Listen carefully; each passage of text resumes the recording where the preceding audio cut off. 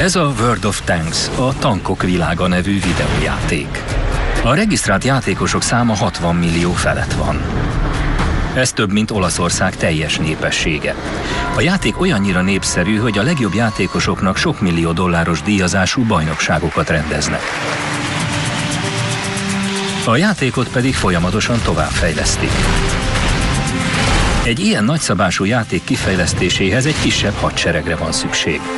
Szerte a világon több mint 1600 alkalmazott, fejlesztők és programozók zászlóaljai, valamint képzőművészek és kutatók regimentjei sok százezer munkaórát fektet a játék működtetésébe. A csapatnak szüntelenül újabb és újabb tartalmakat kell feltöltenie a szerverekre, hogy kielégítsék a sok milliós rajongótábor kalandésségét. Ez a csapat a Wargaming.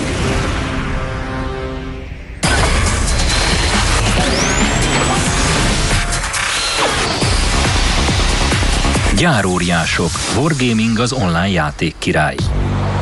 Csodálatos tavaszi reggel virrat Kijev városára. De akkor miért akarja több száz ember egy sötét sportcsarnokban tölteni a napot? A fiatalok a régió legjobb játékosainak küzdelmére kíváncsiak. A nagymenők az egyik legnépszerűbb videójátékban, a Wargaming szoftverfejlesztő cég World of Tanks nevű játékában mérik össze tudásukat. A játék olyannyira népszerű, hogy világszerte sok tízezer rajongó figyeli az online közvetítést. Ezeket a srácokat a világ valamennyi profi csapata figyeli a neten, és példaképnek tekintik őket.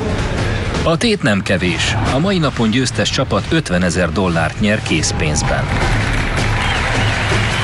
A mai vetélkedő a World of Tanks körül forog. A játékot azonban nem csak a versengők játsszák. Szerte a világon sok millióan jelentkeznek fel a megadott szerverekre, ahol kiválasztanak egy tankot a saját arzenáljukból, szövetkeznek más játékosokkal és csatába indulnak. A cél egyszerű, le kell győzni az ellenséget.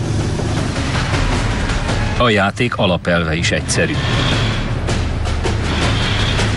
Más videójátékoktól eltérően, ahol egy játszma órákig tarthat, itt egy átlagos tankcsata 5-10 perc alatt véget ér. Ami különleges, az a részletgazdagság és a történelmi hitelesség.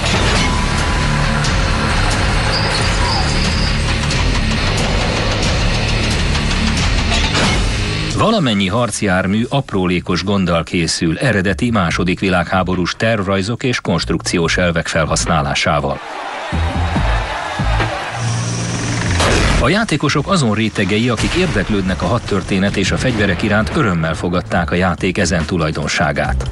A játék azonban nem légüres térben született. 2012-ben a világ videójáték piacának becsült forgalma $67 milliárd volt, tehát a játszani vágyóknak van miből válogatniuk.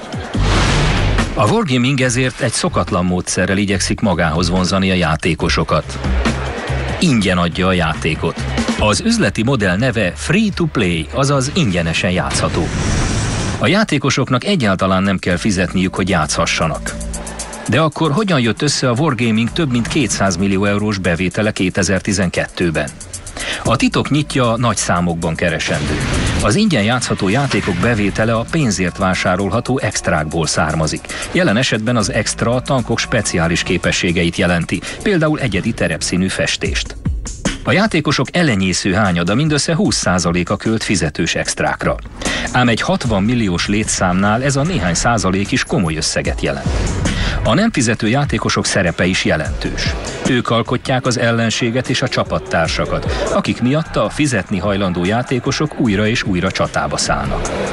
A Wargamingnek tehát elemi érdeke, hogy óriási számban játszanak a játékkal, mert az üzleti modell csak így működik. Egy ilyen nagy léptékű játék előállításához globális szervezetre van szükség.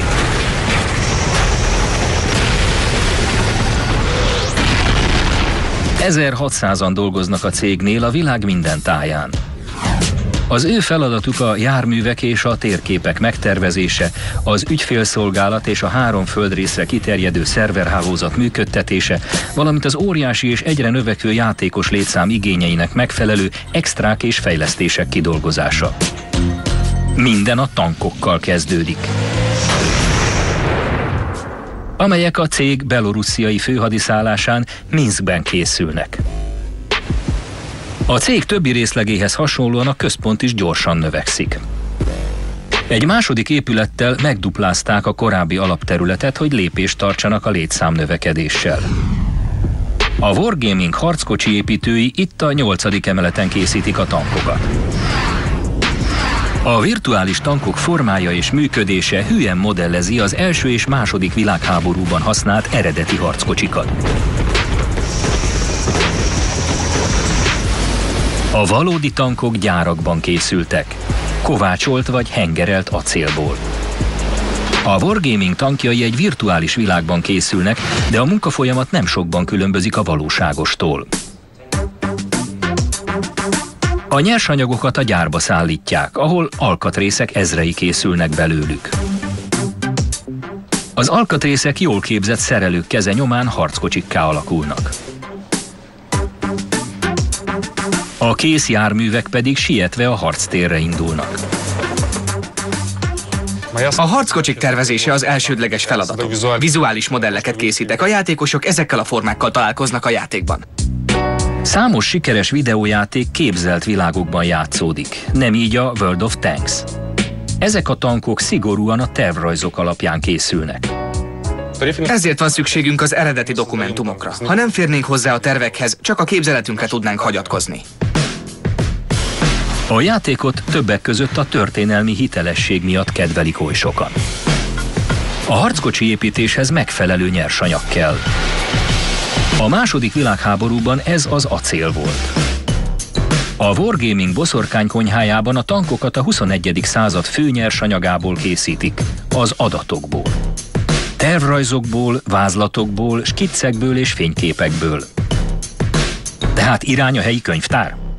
Ez nem ilyen egyszerű. A világon csupán néhány olyan hely létezik, ahol még fellelhetők a második világháborús harckocsik eredeti tervrajzai. Az egyik ilyen hely Moszkva, ahol Jurij Pasolok hadtörténeti kutató éppen kincsvadászatra indul. Ez itt a nagy honvédő háborúnak szentelt központi múzeum. Az egykori Szovjetunióban a nagy honvédő háború a második világháború azon szakaszát jelentette, amikor az ország a náci invázió elleni védelmi harcát folytatta.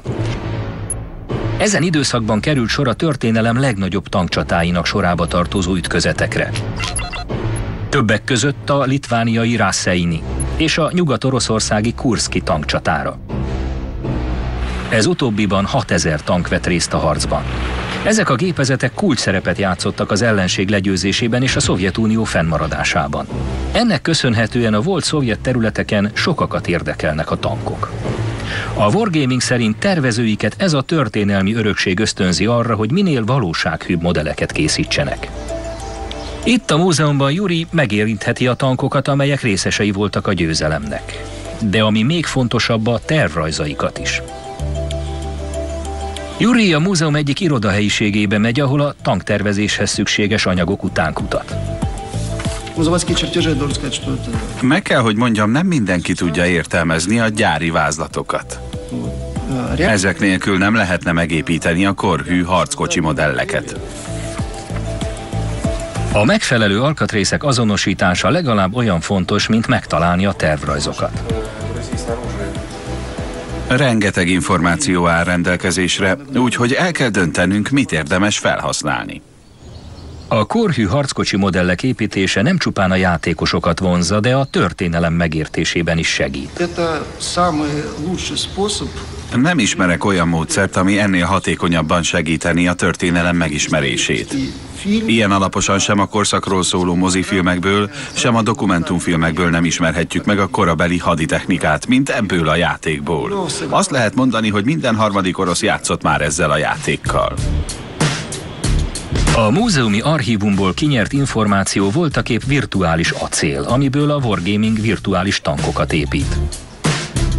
A háború idején a gyárak óriási olvasztókemencéket és hatalmas kovácsológépeket használtak a tankok alkatrészeinek előállításához. A Wargaming szakemberei nagy teljesítményű számítógépeken dolgoznak.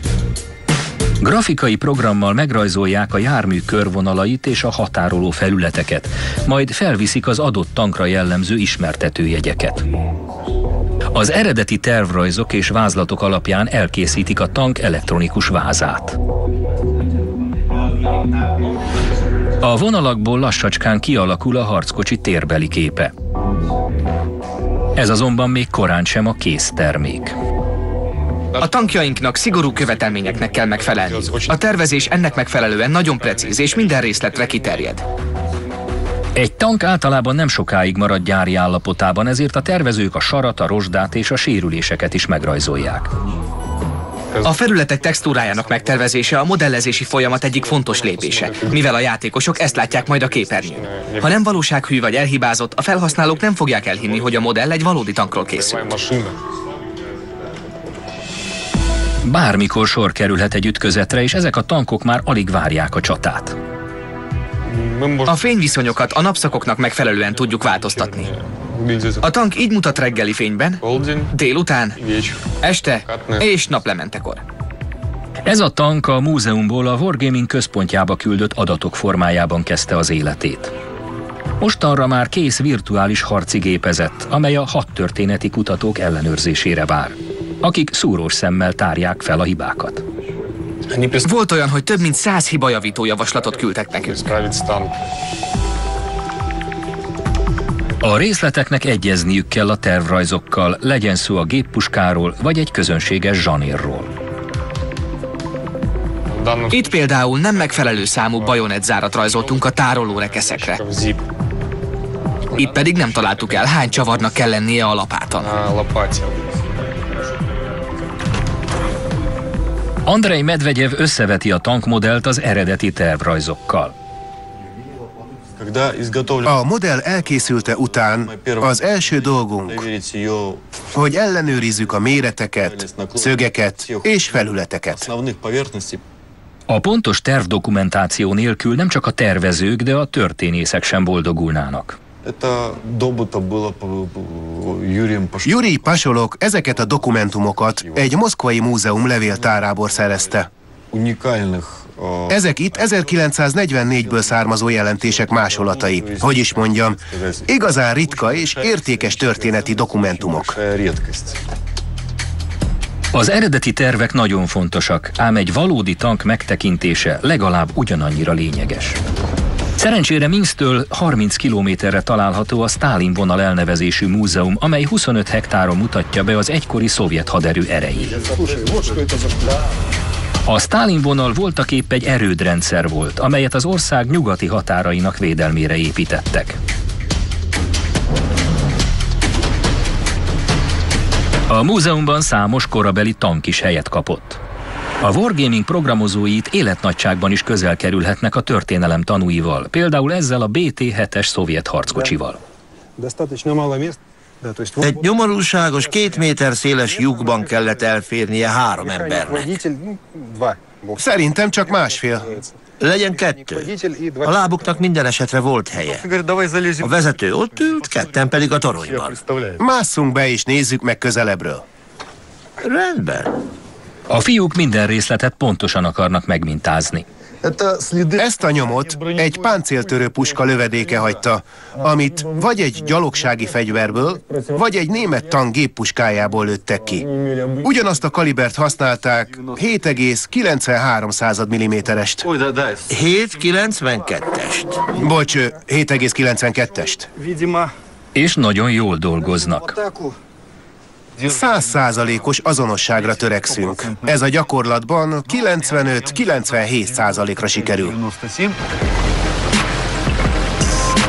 Andrej ügyel rá, hogy a tervezők által megrajzolt tankok pontosan úgy nézzenek ki, mint az eredeti, valós járművek. Fényszórók, kürt és a többi szükséges felszerelés nélkül egyetlen tankunk sem mehet a harcmezőre.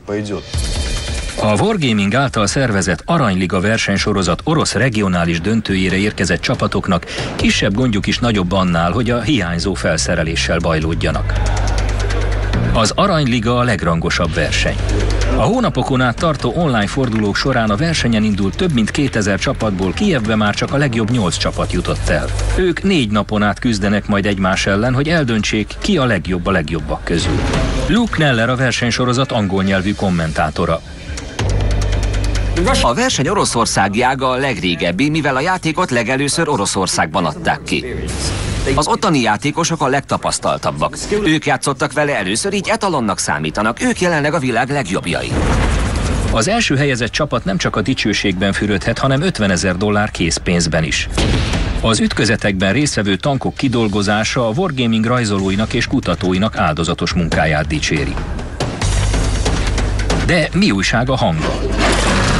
A tankok motorzaját a hangmérnökök varázsolják a csatatérre.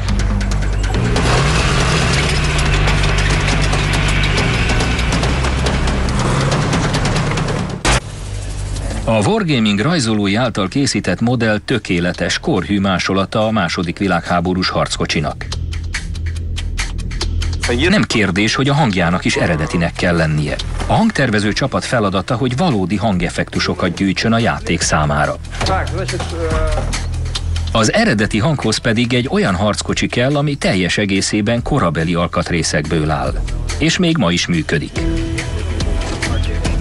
A Stalin vonal múzeum szerelői folyamatosan karban tartják az öreg gépeket, hogy megóvják őket a feledésbe merüléstől. Az ő erőfeszítéseiknek köszönhetően a Wargaming technikusai eredeti járművekkel dolgozhatnak. Például ezzel a szovjet T-44-es harckocsival. Oké, kezdjük a T-44-essel. A motorhang a lényeg. Tudnom kéne pár részletet a tank gyártásáról. Egy korabeli tankon nemigen találni összefoglaló adattáblát. Ilyenkor jó, ha kéznél van egy történész. A kipufogó ezen az oldalon van, úgyhogy itt elég zajos a szerkezet.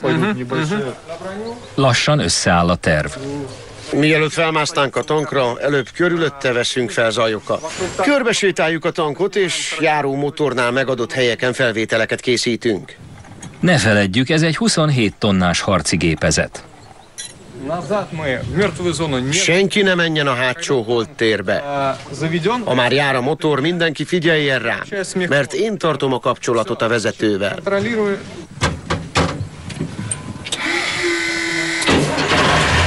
A képzett harcjárművezető segít a fiúknak beszerezni, amire szükségük van.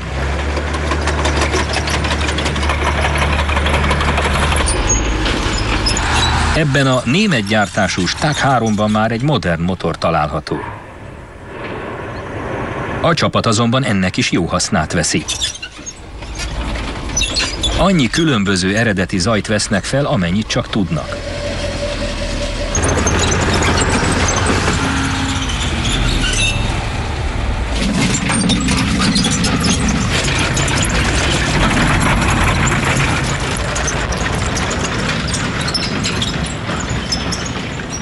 A felvételeket a központba küldik. Jelenleg a felvételek elemzését végezzük. A hangfájlokból egy adatbázist készítünk, amit a játék fejlesztése során használunk majd fel. A munka eredményeként a World of Tanks hangzása olyan valósághű lesz, amennyire csak lehetséges. Ha a játékban a tank épp olyan hangokat ad ki, mint az igazi, az nagyszerű érzés. Az ember szinte érzi a keze alatti gépszörnyeteget. A Wargaming csapata egy olyan tankmodellt hozott létre, ami külsejében és hangjában is teljesen hasonló az eredetihez. A játékosok több mint 250 féle harckocsiból válogathatnak. Szovjet, német, brit, amerikai, francia és kínai gyártású tankokkal harcolhatnak. És a választék egyre bővül. A Wargaming cég vezetője, Viktor Kisley szerint a játékosokat akkor lehet megtartani, ha maga a játék folyamatosan frissül. Sok millióan játsszák a játékot, azt hiszem, körülbelül 60 millióan lehetünk. A játékosok igényeit kell szem előtt tartanunk. A játékosok már rengeteg időt és pénzt fektettek be a játékba, és továbbra is játszani szeretnének. Ezért nekünk is adnunk kell valami újat, hogy ők holnap, a jövő hónapban és a következő évben is élvezhessék a játékot. Tervezők és művészek százai dolgoznak azon, hogy a játékosok elégedettek legyenek. Ezért fáradozik mintegy 1000 munkatársunk nap mint nap, és a létszámunk egyre növekszik. Ők készítik az egyre újabb és újabb frissítéseket, térképeket és tankokat. Ők kísérletezik ki az új játéktaktikákat és vizuális trükköket. Egy sikeres vállalkozáshoz nagyon fontos a meglévő ügyfélkör megtartása. Érdekes módon sok cég ezt nem ismerte fel. Ők úgy gondolkodnak, hogy oké, sikeresek lettünk, és ezzel leállnak. Az ilyen cégtől elpártolnak az ügyfelek. A World of Tanks játékban tankok százai rozsdásodnának a fedezékekben, ha nem lenne hol harcolni. A második világháborúban a tankcsaták nem korlátozódtak a nyílt terepre. Tankok harcoltak az erdőkben, a városokban és a mocsarakban. A terep ismerete hatalmas előnyt jelentett. Aki nem így gondolta, elveszett. A környezet adottságainak megfelelő kihasználását a regionális verseny résztvevői is fontosnak tartják. Higgadtság, összpontosítás, figyelni az utasításokra. Inkább egy rossz terv, de jól végrehajtva, mint egy jó terv elszúrva. Ha sarokba szorítanak, szinte biztos a vereség. És végül a Mine csapatnak kell hazamennie. Az újabb kieséssel a csarnokban összegyűlt rajongók egy lépéssel közelebb kerültek ahhoz, hogy gratulálhassanak a győztes csapatnak. És testközelből láthatják, hogy a térképek milyen fontos szerepet játszanak a játékban. A Wargaming a tankcsaták virtuális világának építését a térképekkel kezdi. A térképek építőkockái a domborzat, a vizek, a növényzet és az épületek. Ezeket az elemeket úgy rendezik el, hogy kedvező terepet biztosítsanak egy tankcsatához. Az elkészült térképeket közzététel előtt szigorú 3 lépcsős tesztnek vetik alá. És a siker nem garantált. Az általunk készített térképeknek mindössze nagyjából 30%-a kerül kiadásra. Az első szempont a játszhatóság, vagyis a terepakadályok és a nyílt terep ideális aránya. Ha a terep csupán egy hatalmas nyílt térségből áll, az ellenfeleknek nincs lehetőségük egyéni harcokba bocsátkozni. Így kénytelenek egy az egyben letámadni a másikat. De ebben nincs élvezet, a játékélménynek jónak kell lennie. A második szempont a térbeli összhatás. A táj szépsége ellensúlyt képez a tankok könyörtelenségével. Ha a térbeli összhatást nem találjuk el, attól még jókat lehet harcolni az adott terepen. A vizuális élmény azonban szegényes lesz. A kirakós játék harmadik eleme a navigálhatóság. A játékosoknak nem szabad eltévedni a terepen. Ha a térképen nem lehet megfelelően tájékozódni, a játékos úgy érzi, hogy egy labirintusba került. Egy ilyen térképen nem élvezet játszani. A minőségnek ára van. Egyetlen térkép megtervezése 80 munkaórát vesz igénybe.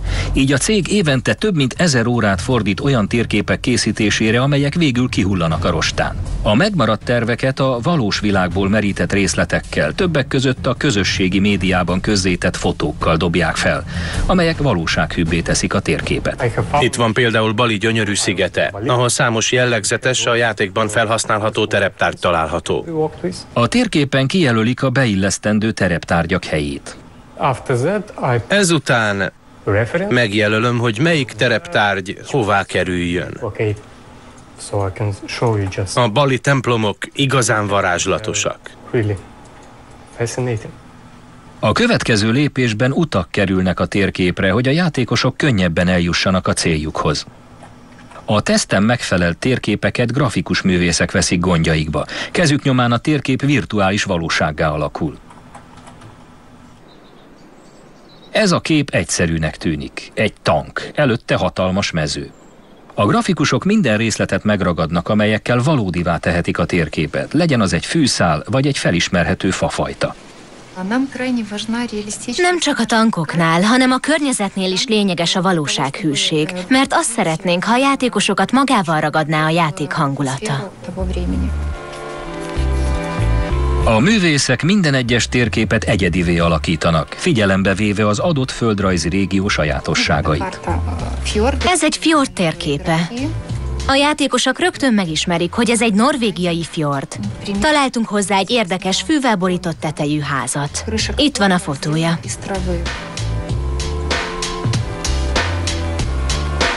A következő lépésben egyenként felkerülnek a házak, a fák és egyéb jellegzetességek.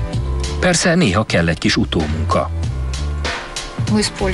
Vegyük például ezt az épületet. Többféleképpen mozgathatjuk a térképen, akár direkt módon, vagy úgy, hogy megadjuk az új helyét.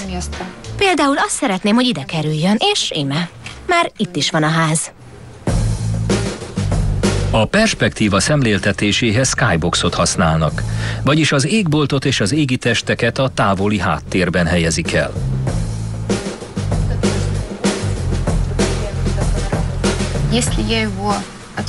Megnézhetjük, hogyan mutat a térkép, ha kikapcsoljuk a hátteret.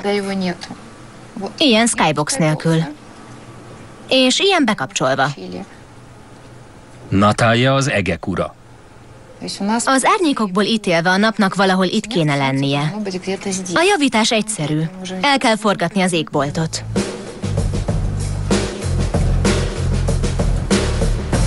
Rengeteg munkába telik egy olyan környezetet varázsolni, amelynek részletgazdagsága illik a tankok kidolgozásához.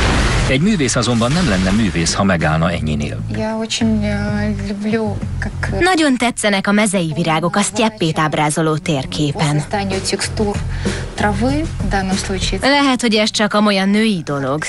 A virágok mindig levesznek bennünket a lábunkról. Nagyon bonyolult egy ilyen összetett, sokféle növényből álló talajt megrajzolni, mint például ez a pipacsmező. Nagyon szeretem ezt a munkát.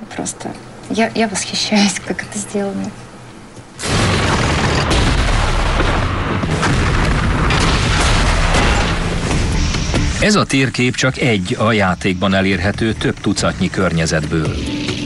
Tél vagy nyár, sivatag vagy hegyvidék, falu vagy város. Ez a részletgazdagság a Wargaming egyik fő fegyvere, amivel a játék nap mint nap játékra csábítja a 60 millió felhasználót. Ez a hatalmas népszerűség még egy olyan szervezet érdeklődését is felkeltette, amely maga is tud egyet s mást a fegyveres küzdelemről. A Belarus fegyveres erőkét. A Wargaming Minszki főhadiszállásán a 60 millió játékos játékigényének kiszolgálása soha véget nem érő feladat. A cég stratégiájának első számú eleme a minél valóság és korhűbb tankok és környezet megalkotása. Művészek, kutatók és hangmérnökök munkája nyomán a valósággal akár 95%-ban egyező harci gépezetek születnek. Ezután következik a játékélmény hozzáadása. Ennek a folyamatnak szerves része a tankok élethű mozgásának megértése.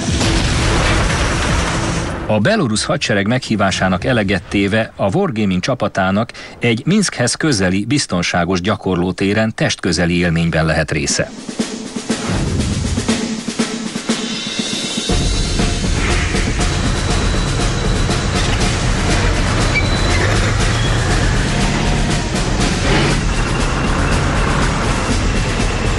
Ezek a tankok azonban nagyon is valódiak.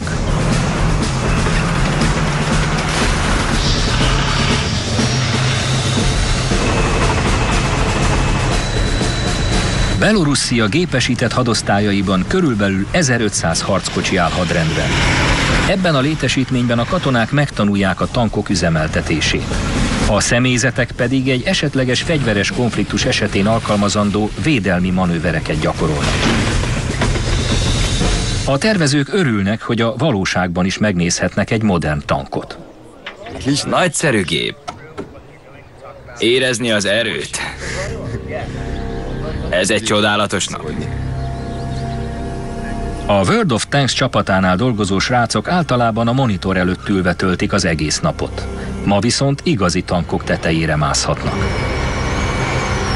A legjobb ihlet a valósághű játékélmény megalkotásához a személyes tapasztalat. A reaktív páncélzattal, számítógépes tűzvezérléssel és irányítható tankelhárító rakétákkal felszerelt harckocsik a legfejlettebb technológiát képviselik. Ezekkel a modern gépezetekkel szemben a 40-es évek legkorszerűbb tankjának sem volna semmi esélye. Ez az állítás a kor harcjárműveire is igaz. Ahány típus, annyiféle tulajdonság. De akkor hogyan képes a wargaming sportszerű küzdelmet csempészni a játékba? Erre szolgál a küzdőfelek erőegyensúlya. Speciális beállításokat alkalmazunk, hogy a harcmezőn ne erős és gyenge gépek, hanem egyenlő erők küzdjenek egymás ellen. A tankokat 10 erősségi osztályba sorolják. Az 1-es szint a kisméretű és gyenge védettségű felderítő járműveké, a skála másik 10-es végén pedig a félelmetes nehézsúlyú kísérleti tankok zörömbölnek. Az ökölvívásban használt súlycsoportok analógiájára az azonos osztályba sorolt tankok tisztességes harcra számíthatnak. A játékosoknak tudniuk kell, hogy a játékban nem létezik túl erős vagy túl gyenge jármű. Ennek tudatában magabiztosan tudnak harcolni. A sportszerű küzdelem szegezi a játékosokat a monitorok elé. A wargaming a sportcsarnokban megrendezett vetélkedővel nem csak a megjelent csapatoknak biztosít teret, hanem a potenciális játékosokat is megcélozza szerte a világon. Az eseményt egy kommentátorcsapat közvetíti élőben az interneten, profi sporteseménynek megfelelő színvonalon. A rajongók kedvenc csapata a Rush rohanás nevű gárda döntőbe jutását a többség sima ügynek tartja. A sok tízezernyi online néző meglepetésére azonban a Rush a második körben megbotlik.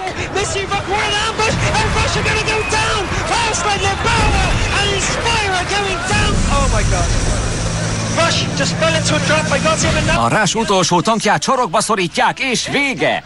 A Rush vereséget szenvedett, micsoda bosszúság a csapatnak! Még egy vereség, és a csapatnak búcsúznia kell a versenytől. A Rushnak nem kell más csinálnia, mint megismételni az elmúlt 2 nap teljesítményét, amikor nagyon energikusan játszottak.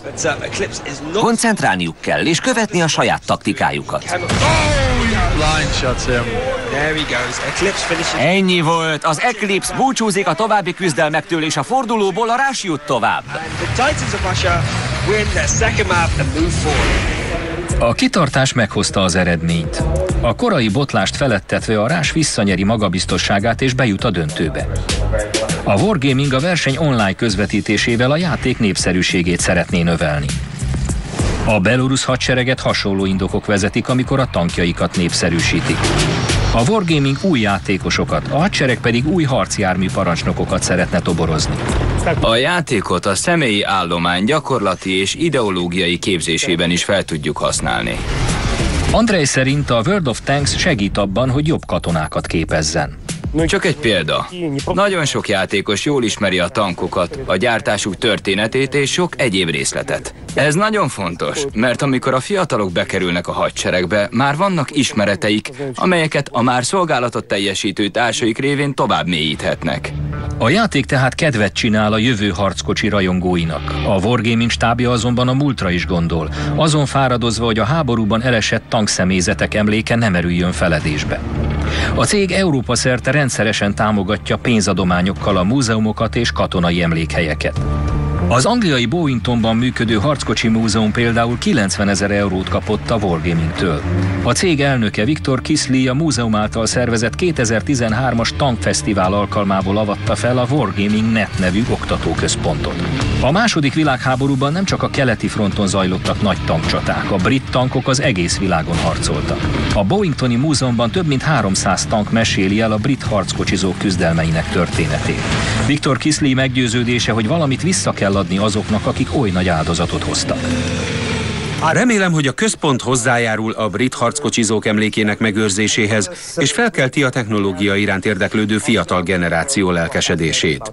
Innen pedig már csak egy lépés, hogy a tankok iránti rajongás a világtörténelem iránti érdeklődéssé alakuljon. A Bowingtonihoz hasonló múzeumok a wargaming nyersanyagának számító információ kincses bányái. A gyárak többsége a nyersanyagokból készterméket állít elő, például televíziókat vagy vonatokat. A World of Tanks gépei és térképei ezzel szemben sohasem készek, mivel folyamatosan fejlesztik őket. Ennek a folyamatnak az eredménye viszont nagyon is jól látható. A Wargaming olyannyira sikeres, hogy mi már nem a rivális cégekkel versengünk, hanem a valósággal. Azt próbáljuk modellezni, miként viselkednek a környezet részei, a különböző objektumok és a tankok a valóságban. A Wargaming rendkívül magasra tette a mércét. Mi történik, ha a következő projekt nem üti meg ezt a szintet? Számunkra nem jelentene akkora katasztrófát, ha mondjuk elköltünk $10 millió egy projektre, amiből végül nem lesz kész termék. A legnagyobbat akkor kockáztatnánk, hogyha az a vélemény alakulna ki rólunk, hogy a Wargaming csak ül a babérjain, és nem képes egy újabb klassz játékkal előállni. A második világháborúban a tankok jelentős szerepet játszottak abban, hogy Európában végül véget ért a háború. A világ más részein azonban még javában folytak a harcok. A Csendes-óceáni hadszintéren egy másik harci gépezet kapott főszerepet, a vadászrepülőgépek. A World of Tanks sikerének megismétlését megcélozva a Wargaming szó szerint vette a mondást, amely szerint a csillagos ég a határ. 2013 második felében várható a World of Warplanes, amely a küzdelmet a fellegek közé emeli. A World of Warplanes sok száz típust vonultat fel, a repülés hőskorától egészen a koreai háborúban repült gépekig, a tankok világában már megismert módszer szerint. Ezeket a gépeket azonban valahol meg is kell építeni. A World of Warplanes játék kidolgozása hatalmas energiákat és erőfeszítést igényelt. Mit tesz a tulajdonos, ha a már teljes kapacitással működő üzemmel több terméket akar előállítani? Épít egy újabb gyárat. A legendás World of Tanks játék készítőire nem rakhattunk újabb terheket. A fiúk a jelenlegi ütem szerint 2 havonta adnak ki frissítéseket, és a tervek szerint hamarosan átállunk a havonkénti frissítésekre.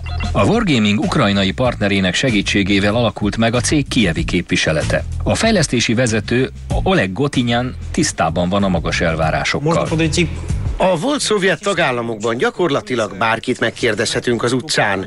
Mindenki ismeri a World of Tanks játékot, és játszik is vele. A repülős játékkal ugyanezt a célt tűztük ki magunk elé. A World of Warplanes játék egy új dimenzióba helyezi a csatákat. A legnagyobb kihívást gyakorlatilag a 2-dimenziós terepről a 3-dimenziós térre való áttérés jelentette. A tankok a talajon mozognak, ami jó közelítéssel 2-dimenziós. A repülőgépeknél azonban más a helyzet. A játékosok ezért a repülőgépeiket minden oldalról láthatják. A repülőgépek műrepülhetők, így a gép valamennyi részletét élethű minőségben kell kidolgozni. A dolog kissé bonyolultabb, ha az adott típus sohasem készült el. Volt rá példa, hogy még tervrajzok sem maradtak fenn a gépről, csupán néhány vázlat. Ilyenkor a képzeletünkre kell hagyatkoznunk, hogy milyen is lehetett volna a kész repülőgép. A tanktervező csapathoz hasonlóan a repülőtervező részlegnek is jobban megy a munka, ha néha fölkelnek a monitor mellől.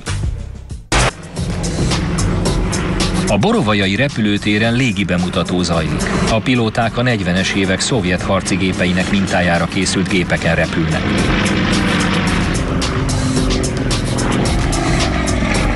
A bemutatott figurák nem sokban különböznek a háború során vívott, manőverező légiharcban használtaktól.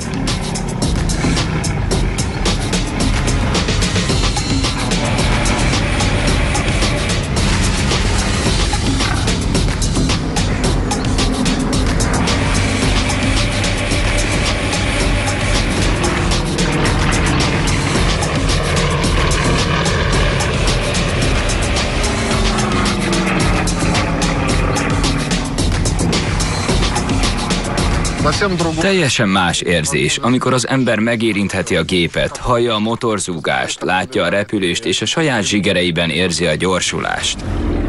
A játékosok több mint 200 típusból választhatnak, a korai kétfedelűektől egészen a modern prototípusokig. A csapat tisztában van vele, hogy nem lesz egyszerű dolguk, ha meg akarják ismételni a World of Tanks sikerét és megszerezni 60 millió játékos kegyeit. Ha le akarnám írni a két játék kapcsolatát, azt mondanám, hogy egy zseni gyerekének sohasem könnyű. Rendkívüli kihívás egy hasonlóan sikeres játék elkészítése. Mert a közvélemény mindig a nagy előd erősségeihez és gyengeségeihez fogja viszonyítani.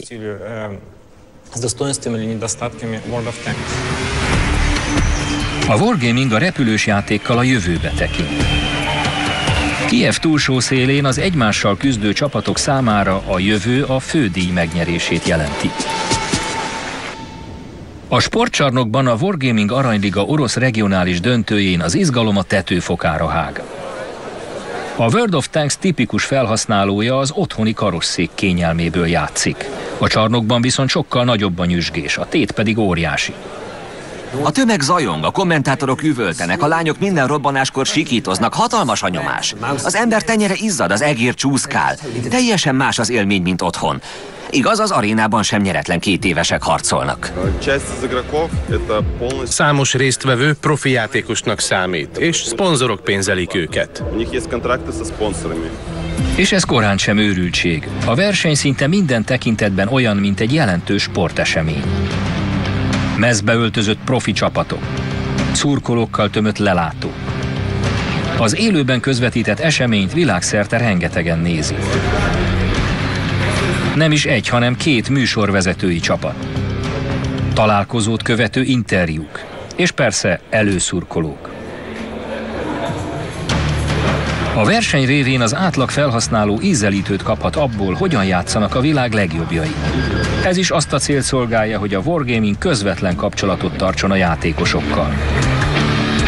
A játékosok véleménye nagyon fontos. A közösségi kapcsolatok részlegen több 100 kollégám dolgozik. Ők üzemeltetik a fórumokat. Németországban, San Franciscóban, Moszkvában, Varsóban szerte a világon közönségtalálkozókat szerveznek. Rendszeresen találkoznak a játékosokkal, együtt söröznek. A cég médiaosztálya híreket és játék útmutatókat közöl, sőt, még online tévéhíradót is készít. A kijevi rajongók reakciójából ítélve a versenysorozat rendkívül sikeres.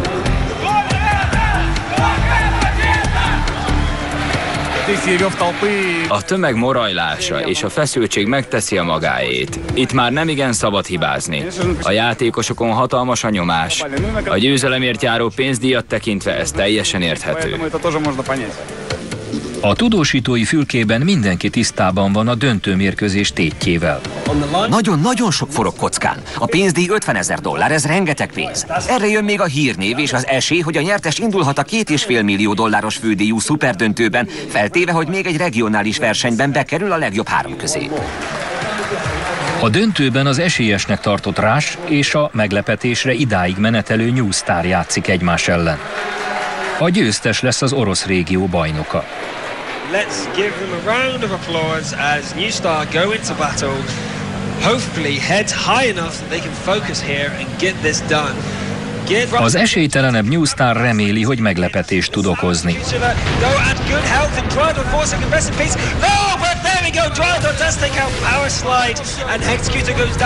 A favoritnak számító Rush azonban túlságosan erős.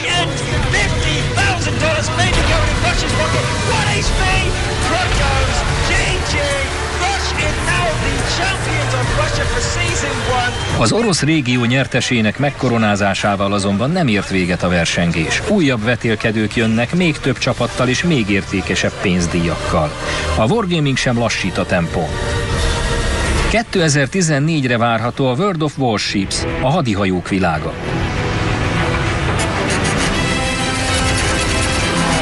És a sornak nincs vége. Még több játék, újabb platformok és egyre növekvő közönség. A virtuális gyárak maximális teljesítménnyel üzemelnek. Narrátor Erdős Miklós, munkatársak Eszes János, Férentáj Bernadett, Horváth Zoltán, Vigvári Ágnes, Derzsi Csilla, Hegyi Eszter. A magyar változatot a National Geographic Channel megbízásából a Masterfilm Digital készítette.